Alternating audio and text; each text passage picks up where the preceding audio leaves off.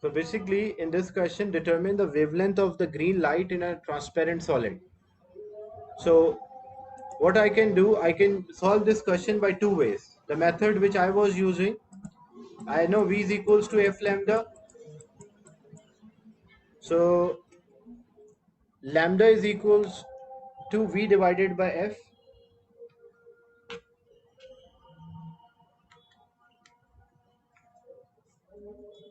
And using the wavelength, as we know the frequency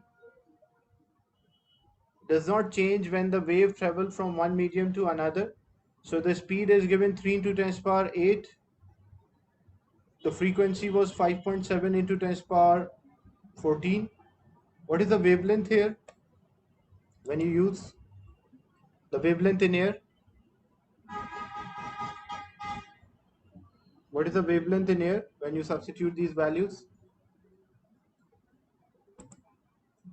3 exponent 8 divided by 5.7 exponent 14. What is the wavelength?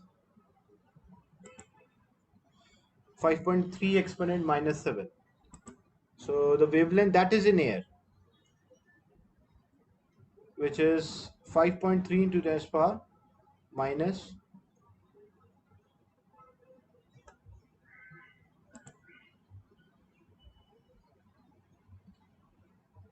3 exponent 8 divided by 5.7 exponent minus 14. That is, I'm asking about in air. The value in air is 5.3 exponent minus 7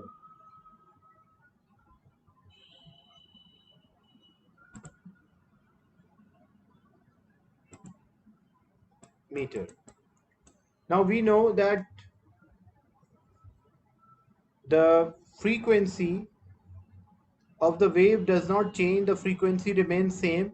So the formula for like frequency in air and the frequency in the, as we know, V is equals to F lambda, so I can say V1 over lambda 1 is equals to V2 over lambda 2.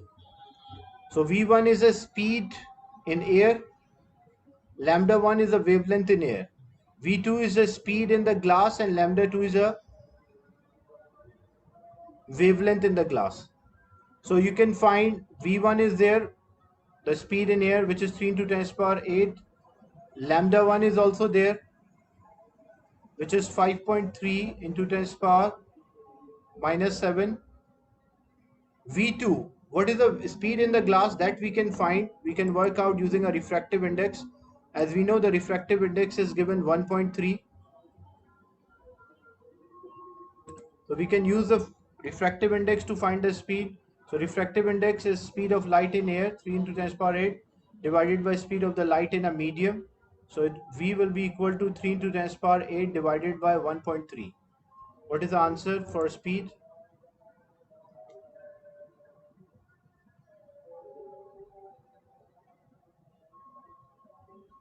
Three exponent 8 divided by 1.3. What is this answer?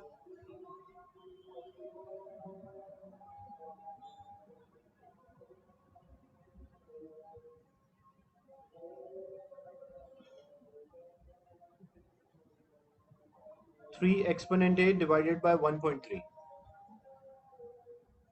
2.3 exponent 8. So that will be 2.3 into 10 to the power 8. So that is the speed in a glass, which is 2 into 10 to the power 8. And we need a lambda 2, so we can find this lambda 2.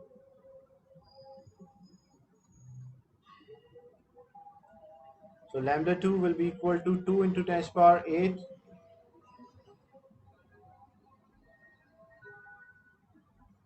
divided by 3 into 10 to the power 8 multiplied by 5.3 into 10 to the power minus 7.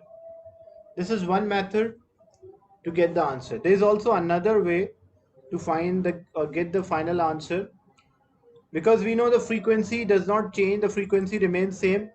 So first directly we will find the speed using a refractive index. So refractive index, we know speed of the light in air divided by speed of a light in medium. So refractive index is 1.3. This was 3 into 10 to the power 8 V is there, so V will be 3 into 10 to the power 8 divided by 1.3, that is 2.3 into 10 to the power 8. So we get the speed, and now we'll use the formula V is equals to F lambda. We know the speed now, and we know the frequency as well. Why we know the frequency? Because the frequency does not change, frequency remain unchanged. So the frequency which is given 5.7 exponent 14, that will remain same. So 2.3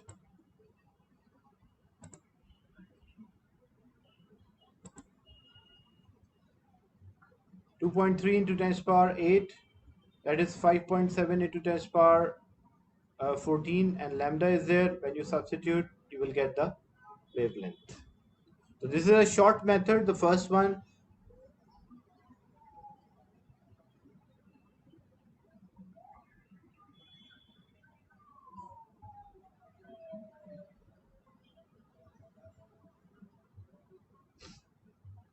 So both will give you the same result. So the final answer will be 4.1 into 10 to the power minus 7 meter. Is it clear, this question?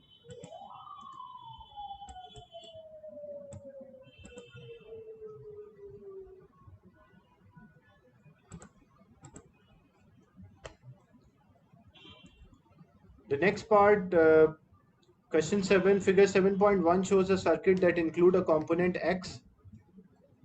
State the name of component X. What we call this component? What's the name of this component? It's a thermistor.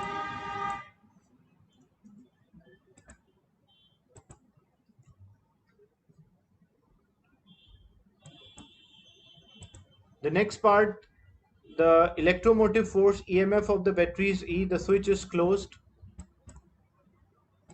The potential difference across a 30 ohm resistor is V30. A potential across 20 ohm resistor is V20, and a potential across component X is Vx.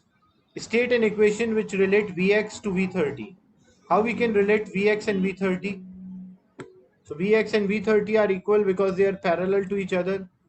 And how we relate EMF and V20 with Vx? The equation which we can use to relate EMF, electromotive force, which is E. The electromotive force is Vx plus V30, V20.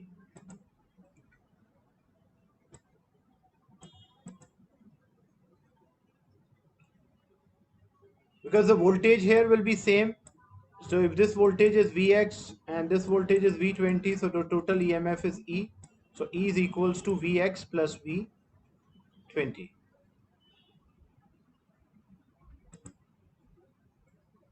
Or Vx, because if our subject is Vx, so Vx is equals to EMF minus V20.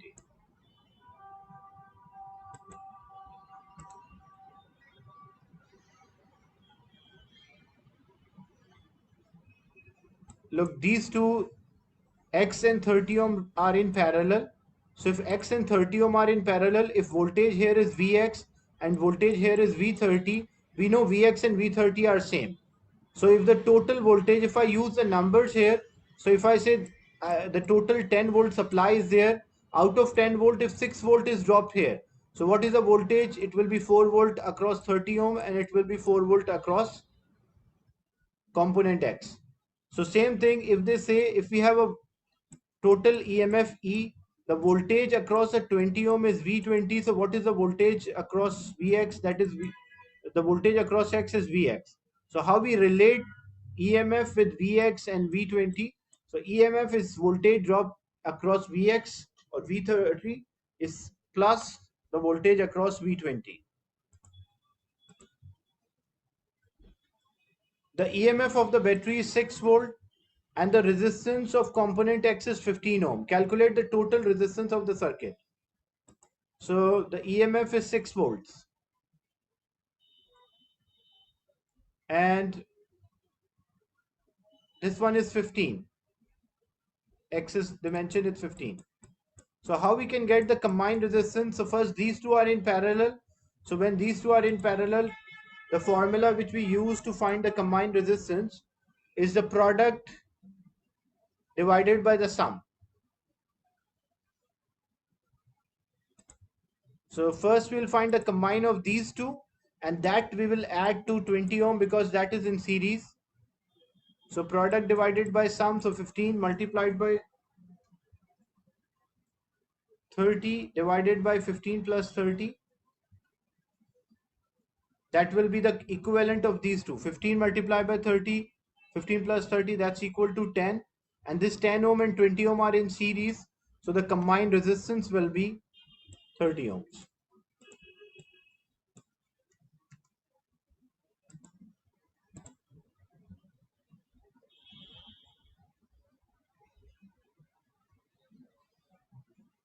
No, the product divided by sum is not 30. The product divided by sum is 10.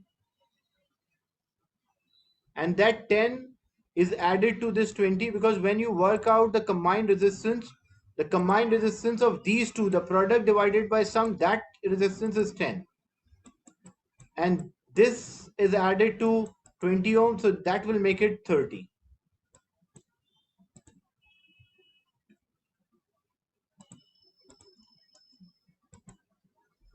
The ammeter reading, the ammeter is connected to the battery, so means ammeter will show the total current. So how we know the total current? If we know the total resistance, we know the total voltage. So we have the formula V is equals to IR. V is the total voltage, which is 6, I is the current, and R is the total resistance 30. So it will be 6 divided by 30, which is 0.2 ampere.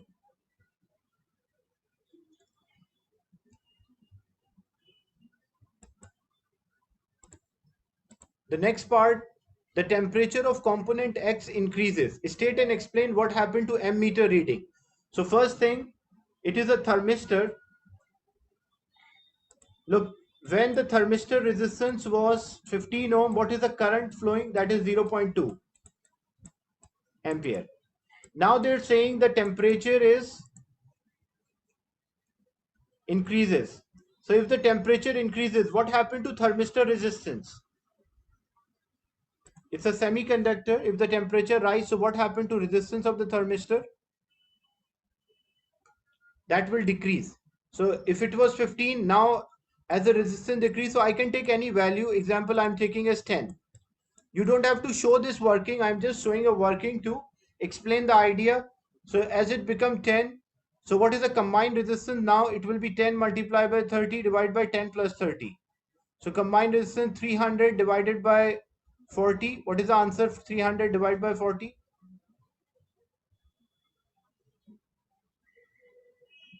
300 by 40. Product divided by sum. What is the combined? So that is 7.5. So this combined is 7.5 and this one is 20. 7.5 plus 20. So the total resistance will be 27.5. When originally when it was having a 15 ohm, the combined the circuit resistance was 30. The total circuit resistance was 30.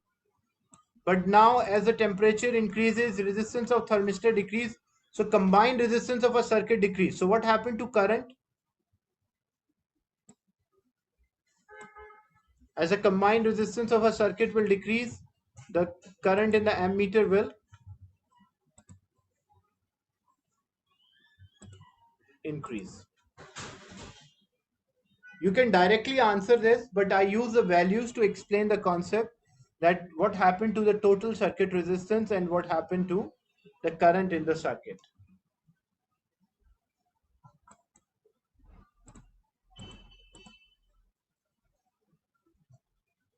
A student turns the handle of alternating current generator, AC generator, the coil rotate represented the structure of AC generator. There is an alternating output voltage between the two terminals. Explain why rotating the coil produces the output voltage. So this is related to electromagnetic induction. When we rotate the coil, there is a change in the magnetic field. And due to change in magnetic field, which cuts the magnetic field of a wire and induce EMF. It's of 3 marks. So you have to mention the magnetic, as the wire rotates, there is a change in magnetic field, and change in magnetic field induce EMF.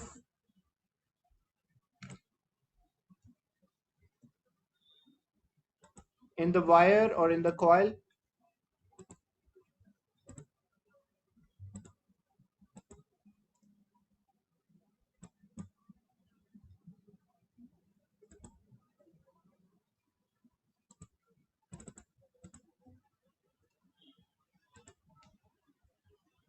The next part, state the position of a rotating coil when the alternating current is maximum, and explain why this maximum output occur at this position. So which position the output is maximum, horizontal or vertical? When the coil is horizontal or if the coil is vertical? So when the coil is horizontal, maximum is there, maximum induced EMF. What is the reason for that? Because there is a greater change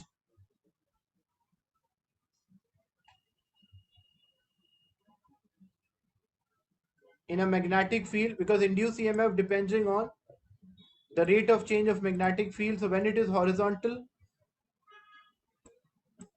there is a maximum EMF, and what is the reason for that?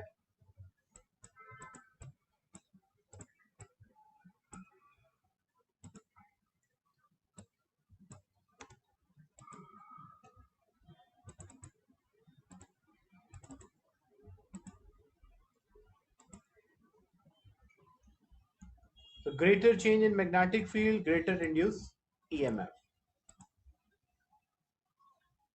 The lamp and open switch are connected in series to the output terminal AC. The switch is closed, the lamp light up. The student has to apply a greater force on the handle. Why greater force is needed to keep the lamp lit? Like why he need greater force so that the lamp will work?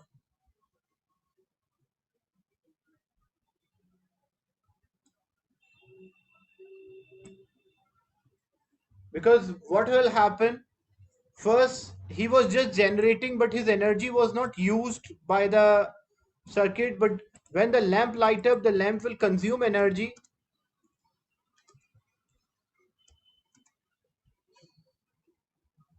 Yeah, because the lamp loses the thermal energy, so he need to do more work done. That is why he should move the coil faster.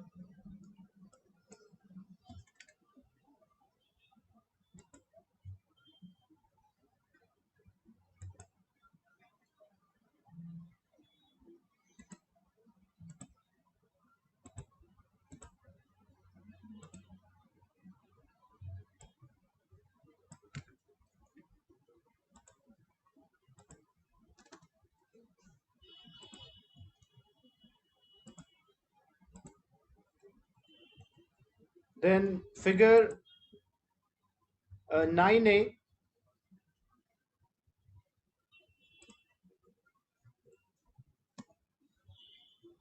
Figure 9a, it's of 3 marks, so you have to explain your way is correct, Mohsin, that higher resistance introduced into the circuit require high voltage to operate. But that will give you 2 marks. You have to just mention anything related to energy as well. Figure 9.1 shows a beam of alpha particle moving towards the thin sheet of a gold foil in vacuum. Detector in the regions surrounding the thin gold shield detect alpha particle and determine the number of the particle that travel in various direction. So the first part, majority of the alpha particle passes through. So most of the alpha particle passes through. What is the conclusion? It shows what we deduce from this. If most of the alpha particle passes through, it shows that the size of the nucleus is small. That's why, or major portion of the atom is empty.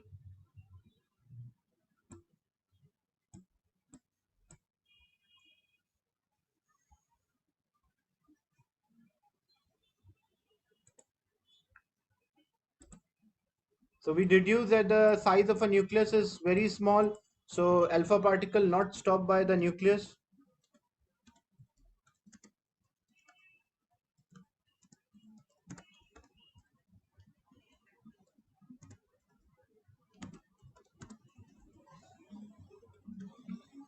The second part, small number of the alpha particles are able to deflect as.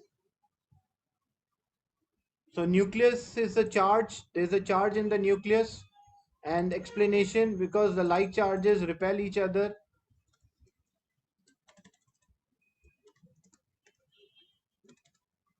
So as the charges are repelling, that's why it deflected. And very small amount of the alpha particles, very small number of alpha particle undergo a large deflection, it means there is a mass inside the nucleus or there is a matter in the nucleus.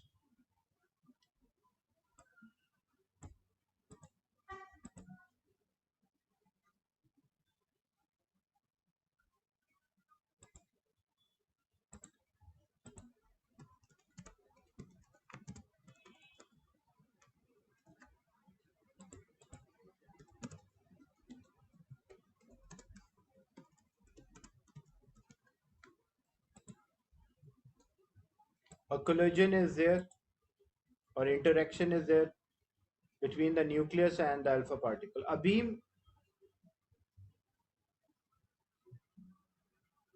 nucleus and alpha particles are called a helium nuclei. This is a metal foil. An alpha particle having two proton and two neutron, they collide like a nucleus is there, and there is also alpha particle. When they come closer, they changes the direction due to repulsion. When they collide, they bounce back, and when they're far away from the nucleus, they will go straight.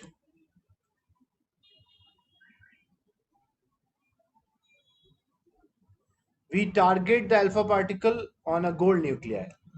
A beam that consists of both alpha and beta particle pass through a region where the magnetic field is perpendicular. State two ways in which the deflection of alpha different from beta. So if alpha is directed up, beta will deflect downward.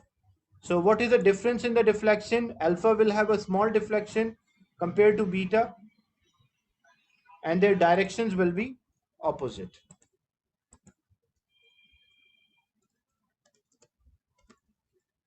Opposite direction, that is one, and deflection of beta